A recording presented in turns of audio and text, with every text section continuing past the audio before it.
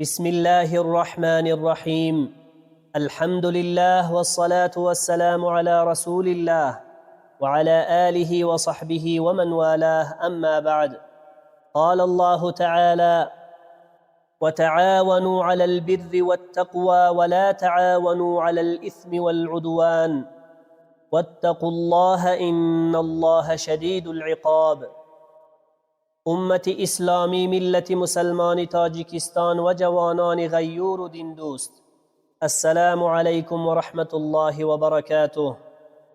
بیگمان نصرت دین الله عز و جل و اقامه شریعت الهی در زمین تنها به دوش علما، دعوتگران و مجاهدین نیست، بلکه همه امت اسلامی در این مسئولیت بزرگ شریک و مکلفند تا دین الله را یاری رسانند و احکام او را در زندگی خیش و جامعه جاری سازند.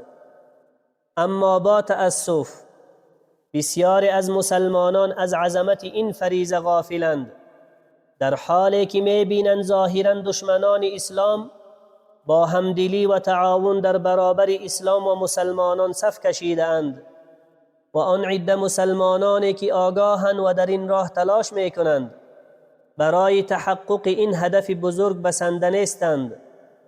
همه می‌دانند که اصلاح امت و برپایی صلاح در زمین از عهد پیامبران علیهم السلام تا امروز هرگز کار فرد یا گروه محدود نبوده، بلکه در سایه تعاون و همبستگی به ثمر رسیده است.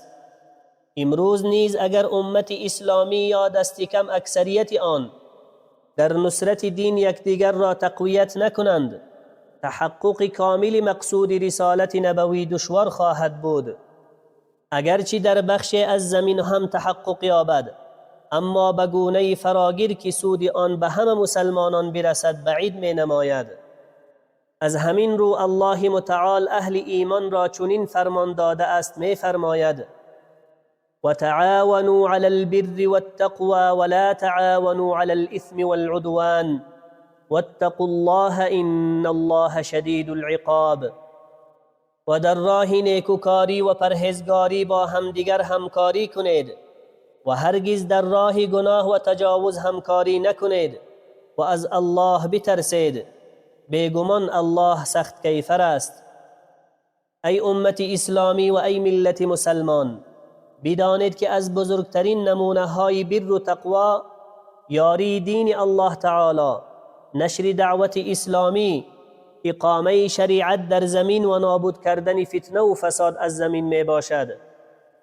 از این جهت بر مسلمانان لازم است که در نشر رسالت با یکدیگر همکاری کنند، مثل دعوت به سوی الله متعال، نشر دعوت اسلامی، حمایت از اهل حق، گوش دادن آگاهانه به دعوتهای اصلاحی، عمل به آنها و رساندن پیام حق به دیگران تا نخست خویشتن را اصلاح کنیم، سپس محیط خویش را سامان دهیم و در نهایت جامعه صالح بنا کنیم. و در مقابل همکاری در گناه و تجاوز بر حقوق به هیچ وجه روا نیست. متاسفانه امروز برخی مسلمانان از روی نادانی یا ضعف ایمان در کارهای گناه اهل معصیت و ظالمان را همراهی می کنند، در حالی که هر گونه یاری رسانی به ظلم و فساد، ترویج فحشا، تحریف حقایق یا تقویت افکار ضد دینی داخل در تعاون بر اثم و عدوان است و پیامدهای ناگوار دنیوی و اخروی در پی دارد. الله متعال هشدار داده فرموده است: واتقوا الله ان الله شدید العقاب. و از الله بترسید، بیگمان الله سخت کیفر است. یعنی بترسید از آن که در کارهای نیک یاری رسان نباشید و در کارهای گناه پیشتاز باشید و حقوق مردم را تجاوز کنید، زیرا گرفت الله تعالی سخت است. متوجه باشید که همکاری در کارهای نیک امر عظیمی است که حتی پیامبران علیهم السلام با آن منزلت بلندشان در نزد الله تعالی برای پیشبرد رسالت الله عز و جل از قومشان یاری خواستند. از جمله موسی علیه السلام در هنگام ابلاغ رسالت از الله متعال چنین درخواست کرد: و اخی هارون هو افصح منی لسانا فارسله معی رد ان یصدقنی اینی اخاف ان یکذبون. و برادرم هارون زبانش از من فصیح‌تر است، پس او را همراه من بفرست تا یاورم باشد و مرا تصدیق کند، زیرا که می ترسم مرا تکذیب کنند. و عیسی علیه السلام نیز از یارانش به خاطر دعوت به سوی الله تعالی و ابلاغ رسالت کمک خواسته فرمود: من انصاری الی الله؟ قال الحواریون نحن انصار الله. چه کسان یاوران من در دعوت به سوی الله هستند؟ حواریون گفتند: ما یاوران دین الله هستیم. و نیز وقتی که پیامبر صلی الله علیه و سلم امر به آشکار کردن دعوت شدند، در موسم حج قبایل را دعوت داده می فرمودند: من یؤوینی، من ینصرنی حتی ابلغ رسالة ربی وله الجنه. چه کسی مرا پناه می دهد؟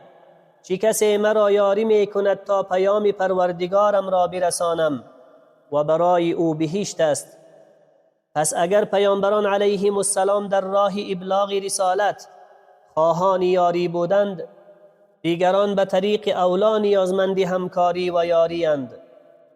از این رو ما نیز از شما امت اسلامی به ویژه ملت مسلمان تاجیکستان و جوانان دین دوست می خواهیم که در راه رساندن پیام حق، اصلاح جامعه، تقویت صف جهاد و پناه دادن مجاهدین که هر دو امر مهم هستند همکاری صادقانه داشته باشید و در کمک‌های جانی و مالی پیشتاز باشید و از یاد نبرید که پیامبر علیه السلام فرمودند: وله الجنه، برای او بهشت است.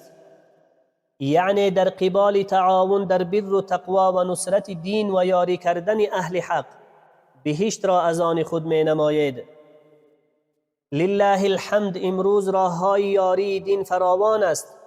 کافی است عزمها استوار گردد و هر کس در حد توان خیش سهم ایفا کند.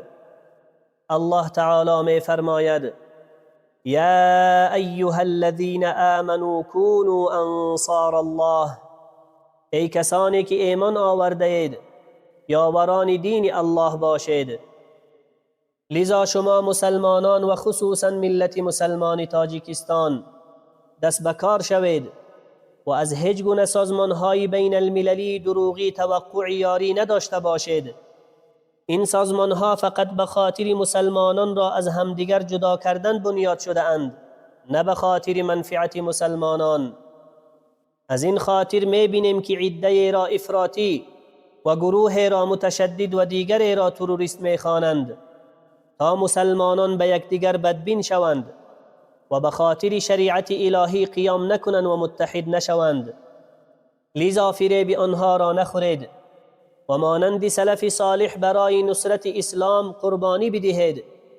جان و مال خود را برای پیروزی دین الله تعالی دریغ نکنید و بدانید که همکاری تنها با سلاح و اشتراک در نبرد نیست، بلکه هر وسیله مشروع را اخذ نمودن همکاری در نیکی و نصرت دین می باشد. و آگاه باشید که بدون تعاون و یاری یکدیگر امت همواره پراکنده خواهد ماند و به مقصد والای رسالت الهی دست نخواهد یافت.